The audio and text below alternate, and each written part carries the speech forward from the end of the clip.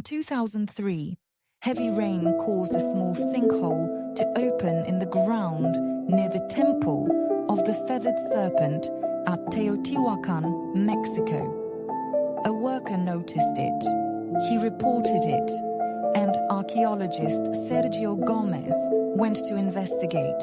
What he found beneath that sinkhole was a tunnel, ancient, deliberately sealed, running in a straight line directly toward the center of one of the most studied archaeological sites on Earth. Archaeologists had been excavating Teotihuacan for more than a century. Millions of tourists had walked above it. Dozens of academic papers had been written about it, and no one had known this tunnel was there. It would take 12 more years to fully explore. What they found inside would raise questions that archaeology is still working to answer. Before we go underground, you need to understand what's above ground, because that's what makes this discovery so significant. Teotihuacan is located about 50 kilometers northeast of modern-day Mexico City. At its peak, around 450 CE, it was one of the largest cities in the ancient world, home to an estimated 100,000 people. It has three main pyramid complexes: the Pyramid of the Sun, the Pyramid of the Moon, and the Temple of the Feathered Serpent. The Pyramid of the Sun is the third largest pyramid on Earth. Its base covers roughly the same area as the Great Pyramid of Giza, and yet, we do not know who built Teotihuacan. That is not a figure of speech. The civilization that constructed this city left no deciphered written records. We don't know what they called themselves. We don't know who their rulers were. We don't know why. Around 550 CE, the city was apparently abandoned and partially burned, possibly by its own inhabitants. The Aztecs, who came centuries later, named it Teotihuacan. In their language, it means the place where the gods were created. Back to the tunnel. Sergio Gomez, working with Mexico's National Institute of Anthropology and History, examined the sinkhole and used ground-penetrating radar to confirm what lay beneath. A tunnel, roughly 2 meters wide and more than 100 meters long, running from near the Temple of the Feathered Serpent directly toward the geometric center of the site. The entrance had been deliberately blocked, sealed with large rocks and packed earth at some point in antiquity. It had remained undisturbed for approximately 1800 years. Gomez's team began excavating in 2009. The work was slow. Parts of the tunnel were flooded. The ceiling was low. There were side chambers, and the deeper they went, the more complex it became. They introduced a remote-controlled robot named Tlaloc II, named after the rain god, to map sections too narrow or unstable for a person to safely enter.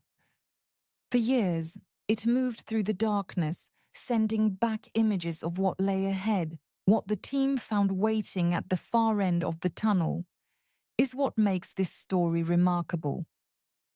The tunnel contained thousands of objects, not scattered randomly, placed with apparent intention. Rubber balls, wooden objects, the remains of jaguars and wolves, seeds, pottery, carved figures made of jade and stone, pyrite mirrors, polished discs of iron pyrite that would have shimmered like metal in torchlight, shells from the Gulf Coast and the Pacific, suggesting trade networks that reached across the continent. There were also human bones, though no complete skeletons. Whether these represent sacrificial offerings or ritual deposits is still debated. The chambers at the far end, the deepest point directly beneath the geometric center of the site, appear to have been the destination. The tunnel was not a passageway.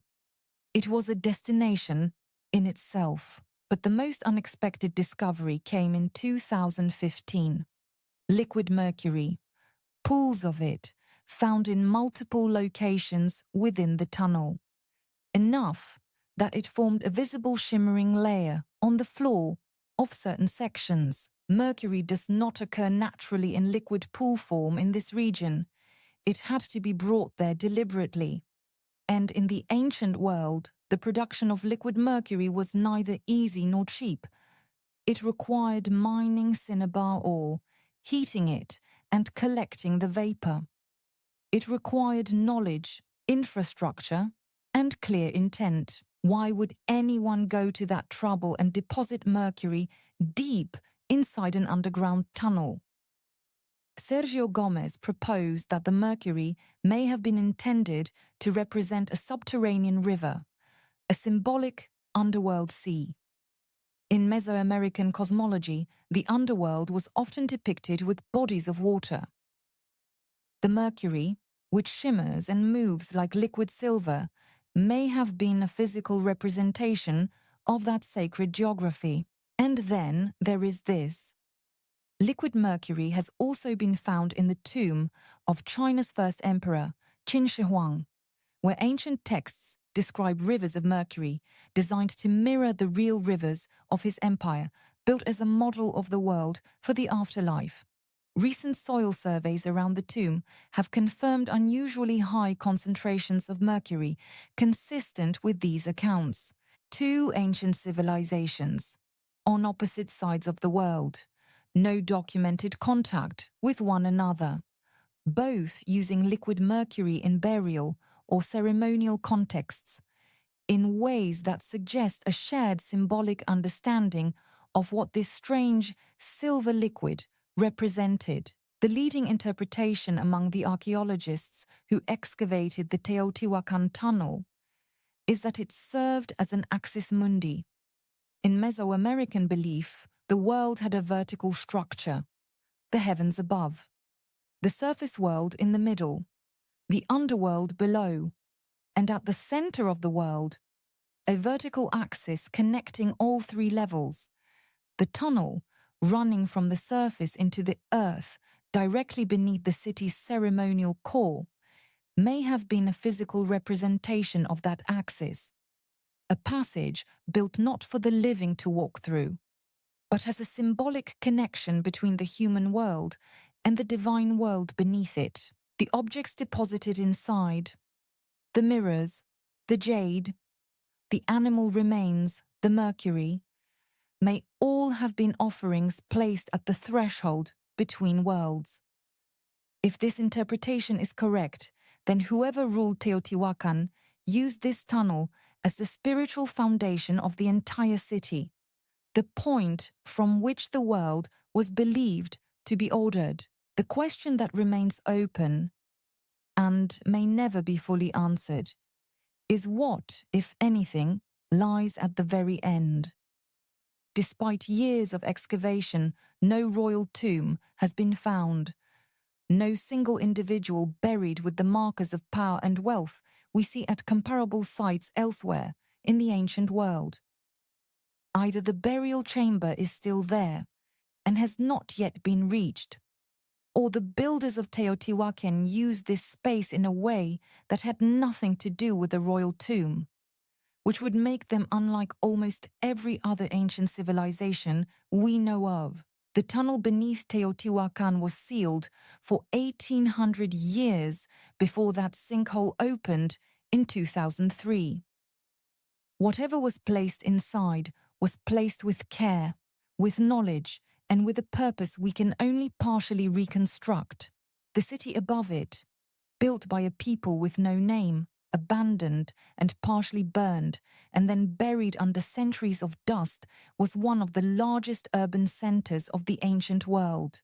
And directly beneath the center of it all, they dug a passage into the earth, filled it with liquid silver and sacred objects, and sealed it shut. They expected it to stay that way.